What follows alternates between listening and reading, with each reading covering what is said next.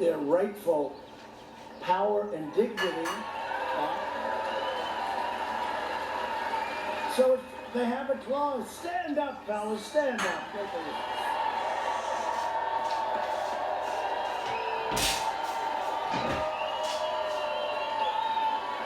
They've got to be able to do their job. You got to let them do their job. Got to be able to do your job, right?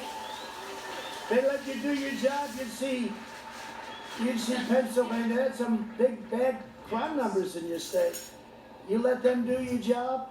Any state, New York's finest. By the way, I got endorsed by New York's finest. First time they've ever endorsed. And you know, that's hard when you have radical left running the city, all politicians, the mayor. And I got endorsed by the Chicago police. Can you imagine that? And I got endorsed by Oklahoma, and I got endorsed by Texas and Louisiana, and I got endorsed by Florida, the sheriffs. All the sheriffs got together, they endorsed Trump.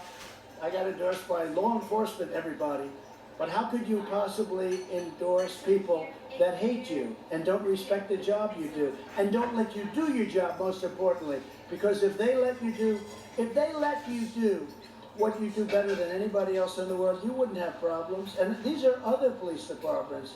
You look at Seattle. We said we're going in, and they immediately said, we'll put up our hands, right? It was so easy. We were going in the following day. You look at Portland. How about Portland? It's like an anarchist dream. And we're dealing with the governor, because, you know, I hate to say it, but they're all Democrat-run cities and states, all of them, every single one. The Republicans are doing great. But they have to ask, by law, they have to ask us to go in. So we did it in Minneapolis, you saw that. But this is, I mean, it was too late. Was it like 10 days? And the police are excellent, but they're not allowed to do their job. Now they wanted to fund the entire department.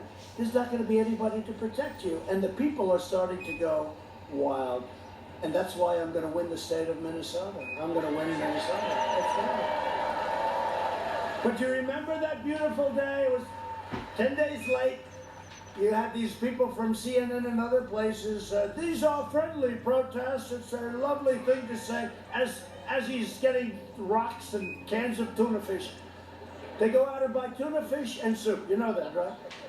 Goya, I hope. Goya, he's great, isn't he? Good guy. They go out and buy Goya because they throw it. They throw it. It's the perfect weight. Tuna fish, they can really rip it, right? And that hits you. No, it's true. Bumblebee, brand tuna. And you can throw that sucker, you can put a curve on it, you can do whatever the hell you want. And the cops in Chicago, you saw they're going like this. It was terrible. And they're not allowed to fight back. They're not allowed to fight back. These guys, if they fight back, nobody's going to be there, a very long throwing thing. But they throw, but they're professionals, they're anarchists, and they're paid for by outside stupid rich people. They're stupid people. And by the way, you know the first ones that get wiped out? If they ever did, they don't have a shot, by the way, I tell you that. But if they ever did, the first ones that would get wiped out are the stupid people that gave them the money to do this stuff. Those are the people that would get wiped out, right? But you know, they're very smart. Everything is perfect, right? You ever see where they drop the bricks along the thing in a bag, and then they drop everyone, picks them up, throws them at our great police? We're not going to let that stuff happen. But this is all, it doesn't happen with Republicans. I was with Greg Abbott, I was with Ron DeSantis, Texas and Florida, and other governors. They can't even believe a thing like that can happen. But they get caught. They're walking up there like 30 cans of soup.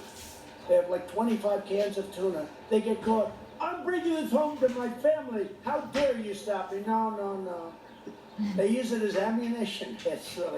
It's terrible. So we said to the governor, we said, we want to go in and we want to take over Portland. It'll take us literally a half hour, maybe less. We'll march, and you saw a little dose of it.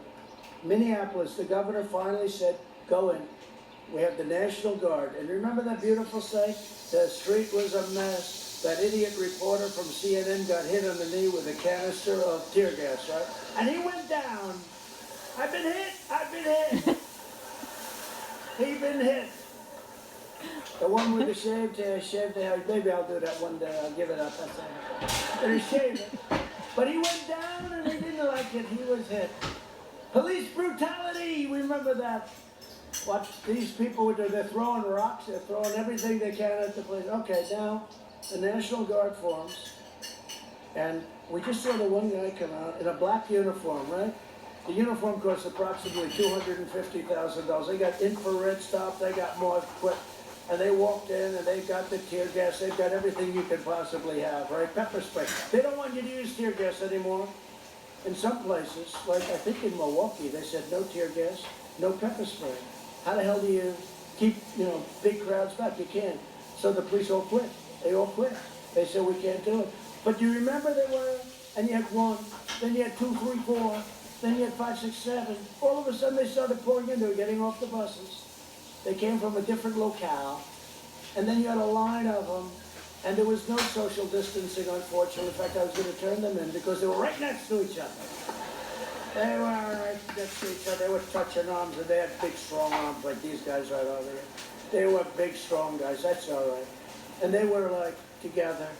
And then you saw the first line, then you saw the second line, then you saw a third line, then you saw a fourth line. And then they said, march. They never halted.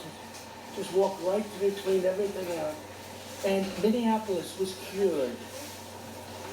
They were cured. They grabbed them, they grabbed them, they grabbed them. They were grabbing them left and right. Sometimes they grabbed one guy. I'm a reporter. Get out of here. They threw him aside like he was a little bag of popcorn. But honestly, when you watch the crap that we've all had to take so long, when you see that, it's actually, you don't want to do that, but when you see it, it's actually a beautiful sight. It's a beautiful sight.